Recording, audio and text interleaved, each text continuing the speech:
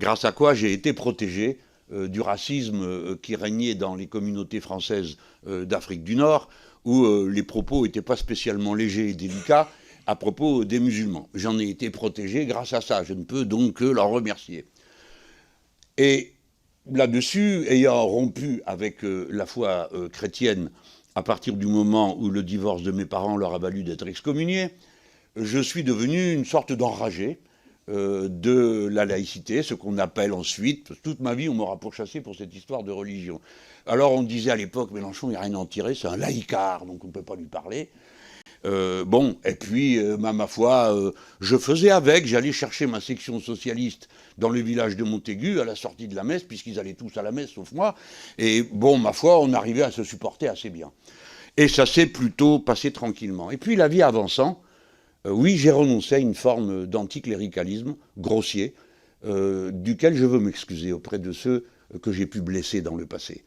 Voyez-vous, quand une seule fois dans votre vie, vous croisez un groupe dans lequel il y a une bonne sœur, dont vous vous êtes moqué, et qu'ensuite vous la retrouvez morte après avoir été torturée par des bourreaux d'extrême droite de l'Amérique latine, plus jamais vous ne pouvez dire quelque chose contre. Ce n'est plus possible humainement. Et de même pour des prêtres. Si bien que le laïcard que je suis a fait se lever toute une salle au moment où on m'a remis un diplôme en Argentine en évoquant la mémoire de nos 32 compatriotes assassinés par les dictateurs fascistes de l'Argentine.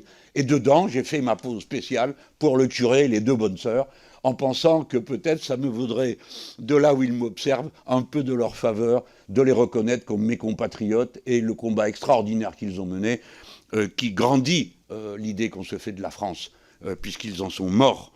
Ils en sont morts comme des gens qui défendaient la liberté. Alors, ce que j'ai jugé bon de faire concernant le christianisme, et les catholiques en particulier, je le fais pour les musulmans. Mais dans un autre contexte, car les catholiques ne font pas l'objet, fort heureusement en France, de persécution, de discrimination, comme c'est le cas pour les musulmans aujourd'hui. Je ne vous en accuse pas, mais l'ambiance est épouvantable.